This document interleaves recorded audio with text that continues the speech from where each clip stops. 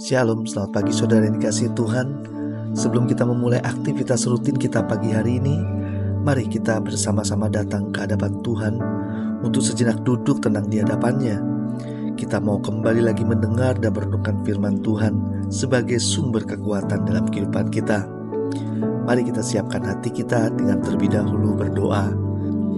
Allah Bapa yang Maha Kuasa, kembali pagi hari ini kami datang ke dalam hadirat-Mu ya Tuhan, rindu mendengar suara-Mu. Bicaralah dan ajar kami semua untuk mengerti setiap kehendak-Mu. Berikan kami hikmat pengertian-Mu Tuhan, agar kami bisa tidak hanya mengerti, tapi kami bisa melakukan kebenaran-Mu. Siapkan hati pikiran kami, hanya di dalam nama Yesus, haleluya, amin. Tema renungan kita hari ini adalah mati rasa. Diambil dari Kisah Para Rasul 24 ayat 10-16. Beginilah firman Tuhan. Lalu wali negeri itu memberi isyarat kepada Paulus bahwa ia boleh berbicara. Maka berkatalah Paulus, "Aku tahu bahwa sudah bertahun-tahun lamanya engkau menjadi hakim atas bangsa ini. Karena itu tanpa ragu-ragu aku membela perkaraku ini di hadapanmu. Engkau dapat memastikan bahwa tidak lebih dari 12 hari yang lalu aku datang ke Yerusalem untuk beribadah. Dan tidak pernah orang mendapati aku sedang bertengkar dengan seseorang atau mengadakan huru-hara, baik di dalam bait Allah maupun di dalam rumah ibadat atau di tempat lain di kota. Dan mereka tidak dapat membuktikan kepadamu apa yang sedang dituduhkan mereka kepada diriku. Tetapi aku mengakui kepadamu bahwa aku berbakti kepada Allah nenek moyang kami dengan menganut jalan Tuhan, yaitu jalan yang mereka sebut sekte.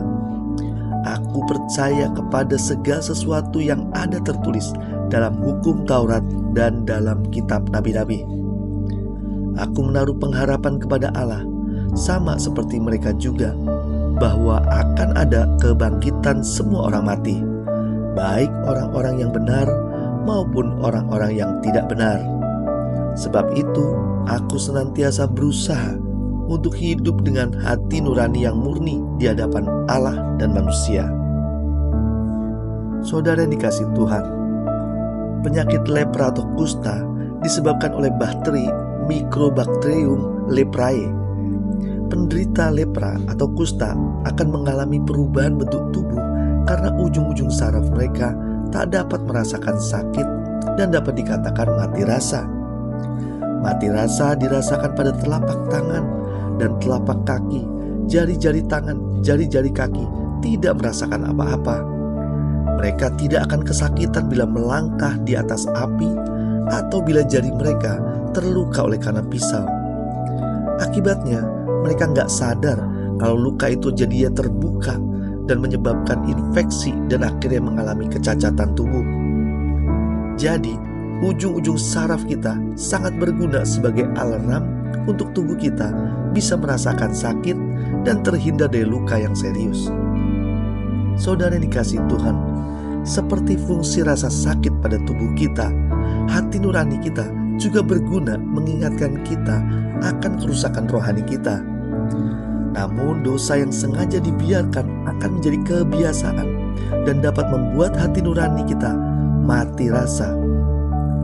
Paulus berkata, "Aku senantiasa berusaha untuk hidup dengan hati nurani yang murni di hadapan Allah dan manusia." Hal ini Paulus ingin mengingatkan kita, seharusnya kita nggak mati rasa pada peringatan Allah, terutama pada penyakit yang kita sebut sebagai dosa. Allah memasang hati nurani kita sebagai alarm agar hidup kita tidak hancur karena dosa. Hati nurani berfungsi untuk menghindari kita jatuh di dalam dosa.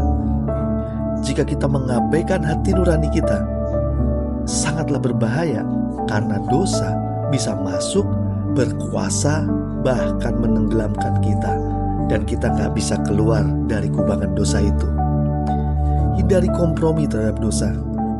Sekali kita kompromi, maka dapat membuat kita mati rasa dan terus berbuat dosa tanpa merasa bersalah. Mari kita berdoa. Bapa, kami berterima kasih untuk firman-Mu pagi hari ini yang mengingatkan kami untuk tidak kompromi dengan dosa. Terima kasih buat hati nurani yang Tuhan berikan agar kami punya kepekaan dan terhindar dari dosa. Berikan kami hati nurani yang murni agar bisa bertahan dengan keinginan daging kami yang ingin senantiasa berbuat dosa. Dan kami mengucap syukur juga untuk berkat-berkat yang Tuhan sudah siapkan untuk kami semua. Kami percaya Kau menyediakan berkat terbaik untuk setiap kami. Terima kasih Tuhan. Kami mau serahkan hari ini dari pagi sampai malam di dalam nama Yesus. Haleluya. Amin. Selamat beraktivitas. Tuhan Yesus memberkati.